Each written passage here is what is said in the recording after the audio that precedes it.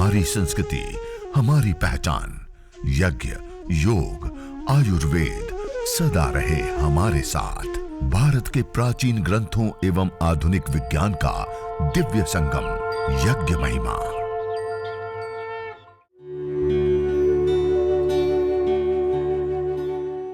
भारतीय संस्कृति में यज्ञ, योग एवं आयुर्वेद जैसी अमूल्य विद्याएं हैं, जिसका मूल है वेद। इतिहास की ओर दृष्टि डालें तो भगवान राम, भगवान कृष्ण से लेकर राजा महाराजाओं, ग्रामवासियों व अरण्यवासी ऋषियों की कुटियों तक नित्य व नैमित्तिक यज्ञों का प्रचलन देखने को मिलता है।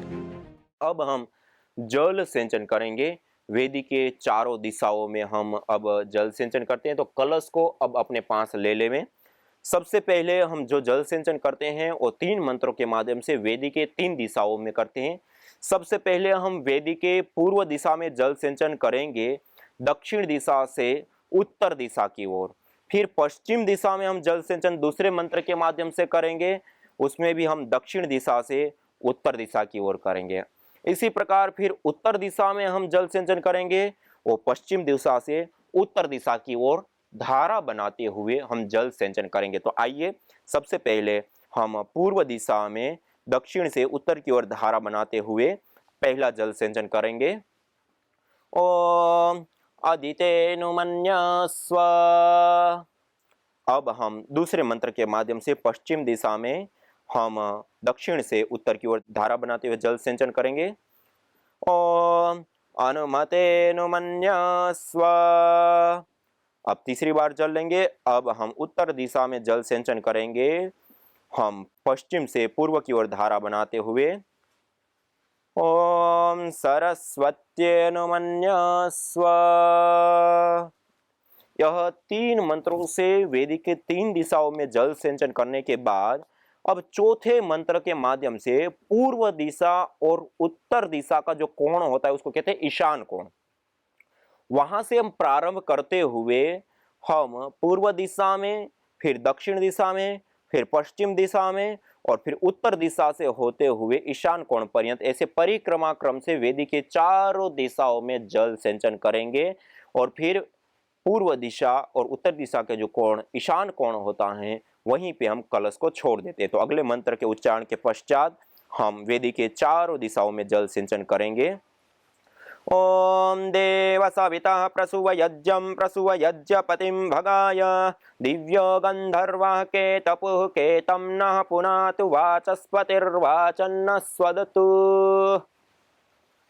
वेदी के चारों दिशाओं में ईशान कोण से प्रारंभ कर परिक्रमा क्रम से हम जल सिंचन करते हैं और कलश को फिर ईशान कोण के ऊपर ही छोड़ देते हैं। यह जल सिंचन का क्रम। इस जल सिंचन के बाद अब हम आघारा वाद्य भाग आहुति 4 गाय के घी की आहुतियां प्रदान करेंगे। उसमें वेदी के मध्य में जो प्रदीप्त समिधा है, उसमें जो उत्तर दिशा में प्रदीप्त समिधा है उसके ऊपर पश्चिम से पूर्व की ओर धारा बनाते हुए एक आहुति प्रदान करेंगे। फिर जो दक्षिण दिशा में स्थित समिधा है उसके ऊपर हम पश्चिम से पूर्व की ओर धारा बनाते हुए एक आहुति प्रदान करेंगे। और फिर वेदी के मध्य में 2 आहुतियां हम प्रदान करेंगे। ऐसे 4 गाय के घी की आहुति प्रदान करेंगे। इसको कहते हैं आघारा वाद्य भाग आहुति। ओम अग्नये स्वाहा इदम अग्नये इदन्न मम। ओम सोमाय स्वाहा इदं सोमाय इदन्न मम। ओम प्रजापतये स्वाहा इदं प्रजापतये इदन्न मम। ओम इंद्राय स्वाहा इदम इंद्राय इदन्न मम। यह 4 घी की आहुति प्रदान की। अब हम अगली आहुतियां प्रातःकाल यज्ञ कहते हैं तो प्रातःकालीन मंत्रों से, सायंकाल यज्ञ करते हैं तो सायंकालीन मंत्रों से एक ही बार करते हैं। तो प्रातःकालीन सायंकालीन दोनों मंत्र, उभयकालीन मंत्र और विशेष मंत्र जो हम देना चाहते हैं उससे भी। और अब हम सामग्री की भी साथ साथ में आहुति देंगे। मध्यमा, अनामिका और अंगुष्ठ दाएं हाथ राइट हैंड का ही हम प्रयोग करेंगे, चाहे घी की आहुति दे रहे हैं शुरू पकड़ रहे हैं तब भी, और ये सामग्री की आहुति देते हैं तब भी। तो ये मध्यमा, अनामिका और अंगुष्ठ तीन उंगलियों के माध्यम से वेदी और अग्नि कितनी ज्यादा या कम है उसको ध्यान में रखते हुए इस प्रकार सामग्री लेते हैं, कम या ज्यादा मात्रा में। और जब मंत्र से पूर्व में ओम का उच्चारण करते हैं तब ऐसे सामग्री ली, मंत्र के अंत में जब हम स्वाहा बोलते हैं तब स्वाहा के साथ इस प्रकार से आहुति प्रदान की। इस प्रकार से नहीं देते, ऐसे उल्टा हाथ रख करके ऐसे नहीं डालते, ऐसे आहुति नहीं देते हैं। इस प्रकार से सीधा हाथ रखते हुए ऐसे समर्पण मुद्रा में इस प्रकार से आहुति सामग्री की। और अग्नि को ध्यान में रखते हुए, अग्नि मंद है तो कम मात्रा में दिया, अग्नि अच्छी है तो थोड़ी सी ज्यादा मात्रा में भी आप दे सकते हैं। ऐसे ही गाय के घी की आहुति को भी। और श्रु को भी पकड़ने का एक ढंग होता है, इस प्रकार से जैसे हम पेन पकड़ते हैं, पेन जैसे हम पकड़ते हैं इस प्रकार से पहले ऐसे पकड़ लिया, पेन पकड़ते हैं हम, तो ऐसे ही श्रु को हमने पहले एक बार पकड़ लिया और फिर प्रथम उंगली को ऐसे सीधा कर दिया और श्रु को थोड़ा सा ऐसे कर दिया, तो अंगुष्ठ और प्रथम उंगली के मूल में यह इस प्रकार से श्रु का अंतिम छोर लग जाता है और मध्यमा उंगली का जो प्रथम जोड़ है उसके ऊपर दंडी का दूसरा भार जाता है और अंगूठे से वो दब जाता है। और जब ओम का उच्चारण करते हैं तब ऐसे भरते हैं गाय का घी, और जब स्वाहा बोलते हैं तब इस प्रकार से ऐसे सीधी आहुति प्रदान कर देते हैं। ऐसे ये श्रु पकड़ने। तो आइए अब मुख्य जो विशेष आहुतियां हैं वो हम प्रदान करते हैं। ओम सूर्यो ज्योतिर्ज्योति सूर्य स्वाहा। ओम सूर्यो वर्चो ज्योतिर्वर्च स्वाहा। ओम ज्योतिसूर्य सूर्यो ज्योति स्वाहा। ओम सजुर्देवेन सवित्रा सजुरुषसेन्द्रवत्या जुषाणः सूर्यो वेतु स्वाहा। ओम अग्निर्ज्योतिर्ज्योतिरग्नि स्वाहा। ओम अग्निर्वर्चो ज्योतिर्वर्च स्वाहा। अब सायंकालीन जो तीसरा मंत्र बोलते हैं उसमें अग्निर्ज्योतिर्ज्योतिरग्नि भाग को मन ही मन उच्चारण करते हुए हम आहुति देते हैं।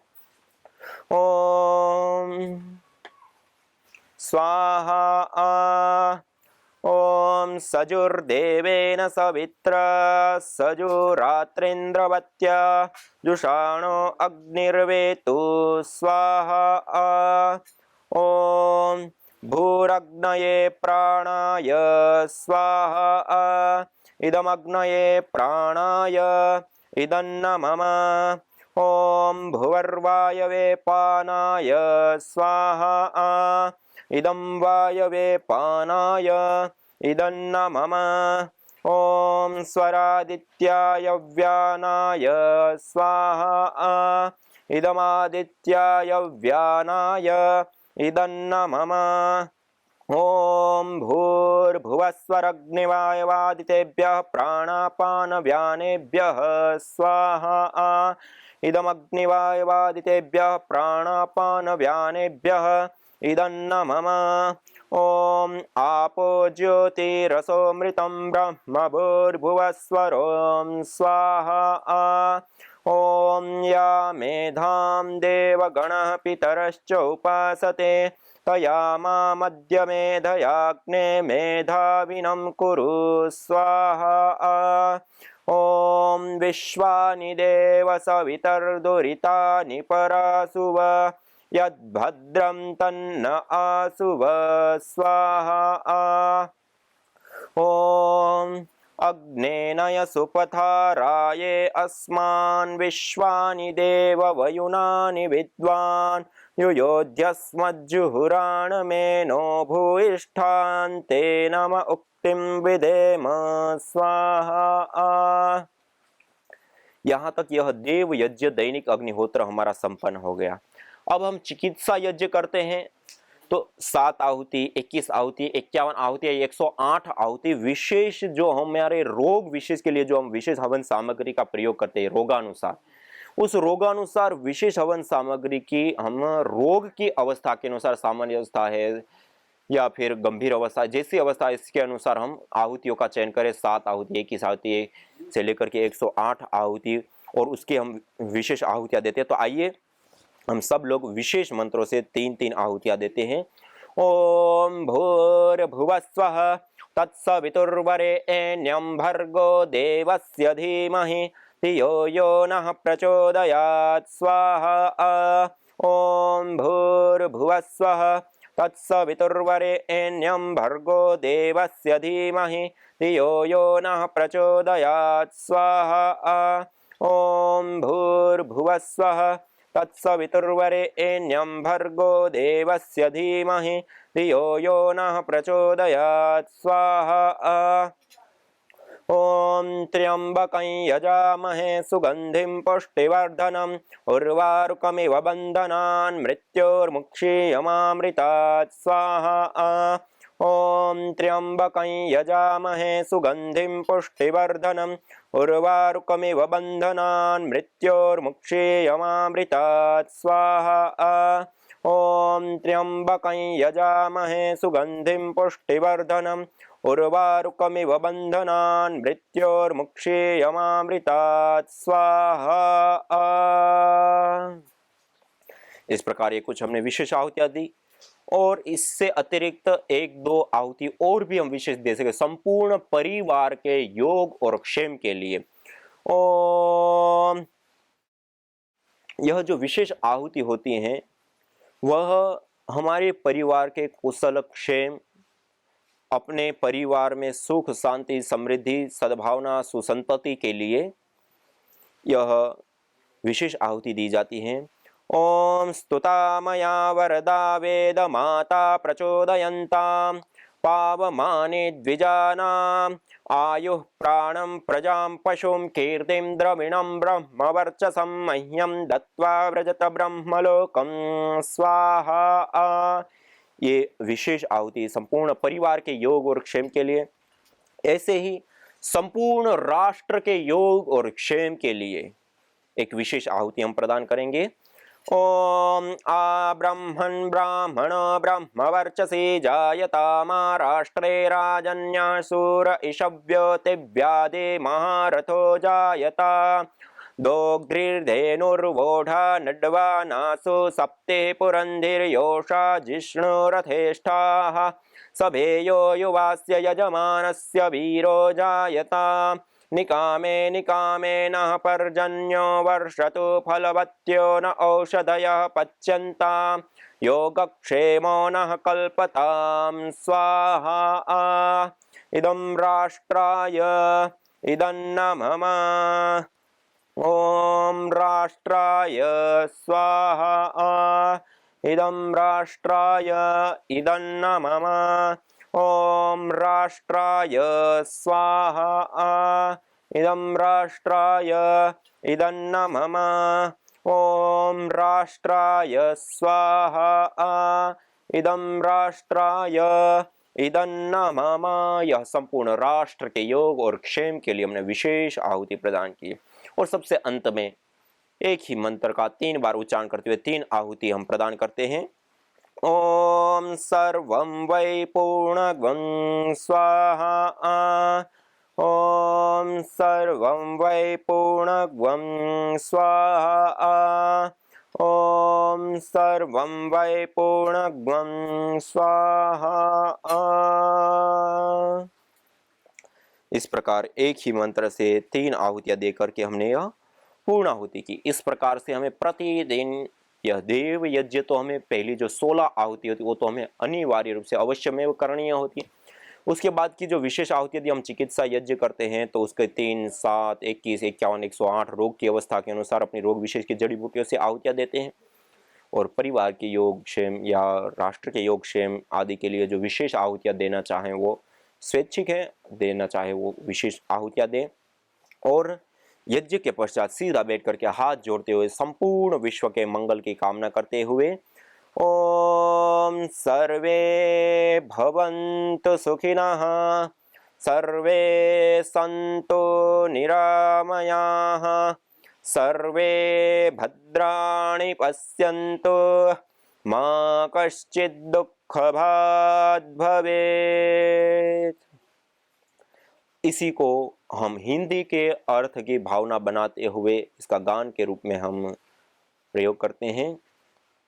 हे ईश सब सुखी हो, कोई न हो दुखारी, सब हो निरोग भगवन, धन धान्य के भंडारी, सब भद्र भाव देखे, सन्मार्ग के पथिक हो, दुखियान कोई होवे, सृष्टि में प्राणधारी, हे नाथ सब सुखी हो, कोई न हो दुखारी, सब हो निरोग भगवन, धन धान्य के भंडारी। ओम शांति शांति शांति ओम। इस प्रकार अंतिम में 3 बार शांति ही शांति शांति। हे प्रभु, हे ईश्वर, हे जगदीश्वर, हमें आध्यात्मिक, आधि दैविक और आधि भौतिक तीनों प्रकार के तापों से हमें शांति प्रदान कीजिए। इस प्रकार प्रभु से कामना करते हुए, इस प्रकार प्रभु से प्रार्थना करते हुए यह यज्ञ, हवन, अग्निहोत्र हमारा संपन्न हुआ। इस प्रकार हमें प्रतिदिन देव यज्ञ तो जो 16 आहुतियां मैंने विशेष बताई वो तो हमें करनी ही करनी होती हैं, लेकिन इससे अतिरिक्त हम विशेष यह जो चिकित्सा यज्ञ है उसके लिए अपनी रोग की स्थिति के अनुसार, जैसे आयुर्वेद में बताया, आयुर्वेदेषु यत् प्रोक्तम यस्य रोगस्य भेषजम तस्य रोगस्य शांत्यर्थम तेन तेनैव होमय। आयुर्वेद के अंदर जिन रोगों की शांति के लिए जिन जिन औषधीय द्रव्यों का प्रयोग करने के लिए बताया है, उन उन रोगों की शांति के लिए वह द्रव्यों से हवन करने पर, जो रोग की शांति के लिए जो द्रव्य खाने के रूप में प्रयोग करते हैं, वही द्रव्यों की आहुति देने पर वह रोग हमारे शांत होते, दूर होते। और आज हमने जो साइंटिफिक रूप से रिसर्च की उसमें भी यह चीजें पाई है, और प्रैक्टिकल रूप से जिन लोगों को हमने यज्ञ चिकित्सा प्रदान की, उन लोगों ने यज्ञ चिकित्सा प्राप्त करके भी यह चीजें उन्होंने प्राप्त की है, विशेष परिणाम प्राप्त किए, अद्भुत परिणाम उन्होंने प्राप्त किए हैं। और जो दुस्साध्य रोग कहे जाते हैं, असाध्य रोग कहे जाते हैं, जो भयंकर अवस्था के रोग होते हैं, वो भी हमने यज्ञ चिकित्सा से ठीक होते हुए देखे। तो यज्ञ एक चिकित्सा पद्धति भी है। आयुर्वेद के अंदर 3 प्रकार की चिकित्सा बताई, एक होती है मानुषी चिकित्सा, एक होती है आसुरी चिकित्सा, एक होती है देवीय चिकित्सा। यज्ञ को देवीय चिकित्सा का दर्जा दिया गया है। उस देवीय चिकित्सा को अपनाने पर हम विशेष करके उन लाभों को प्राप्त करते हैं। तो इसलिए आप सभी भाई बहन से मैं निवेदन करना चाहता हूं कि जो यह यज्ञ अग्निहोत्र हवन हम सीख रहे हैं, उस यज्ञ हवन अग्निहोत्र को हम स्वयं अपने घर के अंदर प्रतिदिन करें। और यज्ञ करने के बाद, अब देखिए हमने यज्ञ कर लिया, अग्नि शांत हो गई है। अग्नि शांत होने के बाद भी, जैसे मैंने शुरुआत में बताया था, एक गाय के गोबर की लकड़ी का हम प्रयोग करते हैं तो यह स्टिक वैसी की वैसी बनी रहती है। यह जो स्टिक है, उस स्टिकों को अब आप उठाएंगे, ये आप देख रहे हैं पूरी की पूरी मिलेगी, ये अंगारे हो चुकी हैं। अब इसको इस प्रकार से आप चयन कर दें, एक बार उठा करके इसको व्यवस्थित कर दें। ऐसे एक के पास में दूसरी स्टिक हम लगा देते हैं और उसको ऐसे दबा देते हैं। अब यह जो हमने दबाया और इस प्रकार व्यवस्थित की, अब यह जो आग है इसके साइडों में थोड़ी सी राख डाल दिया, भस्म पहले यज्ञ की होती है, उसको थोड़ी सी साइड में डाल दीजिए और बीच में थोड़ा सा खुला रखिए। और उसके ऊपर जो आपके रोग विशेष की हवन सामग्री है, वह थोड़ी सी मात्रा में गोगुल, थोड़ी सी मात्रा में उसके ऊपर डाल दीजिए और थोड़ा सा गाय का घी उसके ऊपर डाल दीजिए। या फिर आप पूर्व में ही जो रोग विशेष की सामग्री है वो 250 ग्राम या 200 ग्राम ली, उसमें 1/4 भाग गुगुल और 1/4 भाग गाय का घी मिलाया और उसको अच्छे से मिक्स करके डिब्बा बंद करके रख ले। और हवन के पश्चात उसमें से चम्मच एक छोटी सी रखे, उसमें से चम्मच के माध्यम से थोड़ी सी मात्रा में ऐसे अंगारों के ऊपर डाल दे और फिर इस प्रकार से ये मंद मंद सी धुनी होगी। इस मंद मंद सी धुनी को पूरे वायुमंडल के अंदर, पर्यावरण के अंदर आप फैलने दीजिए और उस वायुमंडल में, उस पर्यावरण में बैठ करके आप अनुलोम विलोम, भस्त्रिका, कपालभाति, उज्जाय, भ्रामरी, उद्गित, ध्यान आदि जो पूरे एक प्राणायाम का क्रम है, या रोगानुसार आसन, रोगानुसार योगाभ्यास, जो अलग अलग हम योग के क्रम हैं, अभ्यास है, पैकेज है, अर्थात पहले रोगानुसार यज्ञ और फिर रोगानुसार उस वायुमंडल में बैठ करके योगाभ्यास, इस प्रकार से करने पर अद्भुत इस चिकित्सा के लाभ प्राप्त होते हैं। अब यज्ञ वेदी के अंदर हमें संविधा कैसे लगानी, तो पहले थोड़ी सी संविधा लेकर के उसको बिल्कुल आप बारीक कर दीजिए, ऐसे तोड़ दीजिए, या छोटी छोटी जो संविधाएं हैं आप मेरे साथ साथ अपनी तैयारी कर सकते हैं अपने घर में। ऐसे हवन कुंड के अंदर छोटी छोटी संविधाओं को आप डाल दें, या लकड़ी की है तो उसकी छोटी छोटी संविधा, और एक गोबर की है तो उसका भी ऐसे छोटा सा टुकड़ा करके ऐसे आप उसमें डाल दें। ये आप देख सकते हैं तल के अंदर विशेष रूप से मैंने यह संविधा को चूरा करके रख दिया है। और रखने के बाद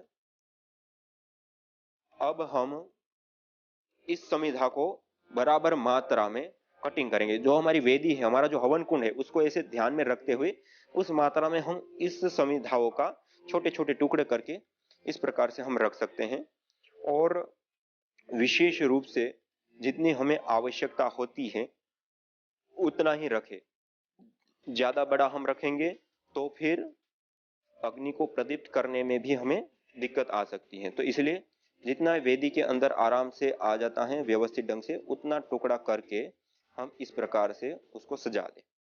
पहली ऐसे हमने 2 खड़ी संविधाएं रखी, उसके बाद 2 संविधाओं को हम ऐसे आड़ा रख देंगे। इस प्रकार से जब हम संविधा रखते हैं तो हवा का प्रवेश अच्छे से मिलता है और हवा के प्रवेश के कारण वह विशेष रूप से प्रदीप्त हो जाती हैं। और जब वो प्रदीप्त होती हैं तो उसमें जो हमें आहुतियां प्रदान करनी है वह आहुतियां हम आसानी से अच्छे से प्रदान कर पाएंगे। और विशेष रूप से उस अग्नि के अंदर आप देखेंगे, अभी हम यज्ञ करेंगे उसके बाद, और एक संविधा बीज के लिए ऐसे ये रख दिया। तो ये 3 संविधाएं हो गई। पहले 2 हमने खड़ी रखी और उसके बाद हमने 3 संविधाएं इस प्रकार से हमने रख दी। तो इस प्रकार से ये संविधाओं का हमने चयन कर दिया। और उसके बाद 3 संविधा हमें और छोटी छोटी इस प्रकार की हमें चाहिए, जिसको हम संविधा दान करें, जो 8 अंगुल की होनी चाहिए। 4 और 4 8 अंगुल, ऐसे 8 अंगुल नापी जाती है। ऐसे 8 अंगुल की हम 3 संविधाओं को ले लेंगे, ऐसे इस एक ही नाप की।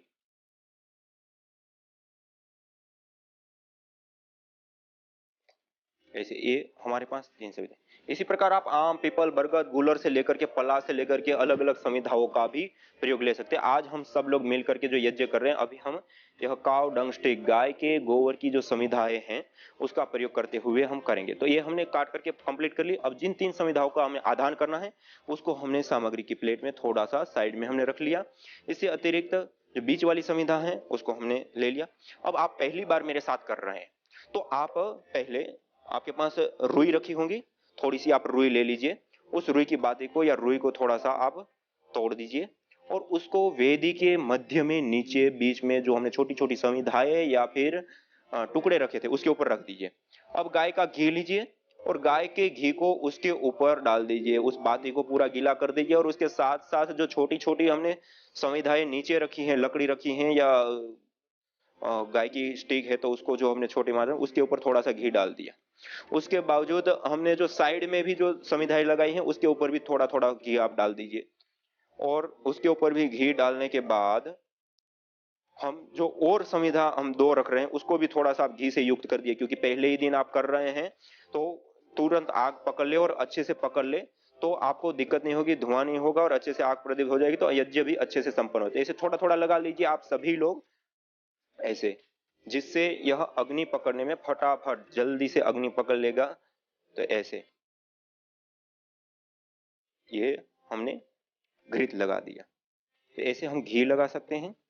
और एक जो हमें बीच में संविधा लगानी है उसमें हम थोड़ा सा विशेष रूप से घी लगा दें, क्योंकि वह तुरंत हमें आग की जो लो है, जब हम कपूर देंगे तो उस लो के ऊपर हम इसको रखेंगे तो ये तुरंत आग पकड़ लेगा। यज्ञ भारतीय संस्कृति की मुकुट मणि है, प्रतीक है, मूल है। मानव जीवन के हर पहलू के साथ यज्ञ जुड़ा हुआ है, चाहे वह संस्कार, चाहे पूजा पाठ या फिर पर्व से लेकर हर शुभ अशुभ अवसरों में भी यज्ञ करने की सार्वभौमिक, वैज्ञानिक एवं पंथ निरपेक्ष पावनी परंपरा रही है।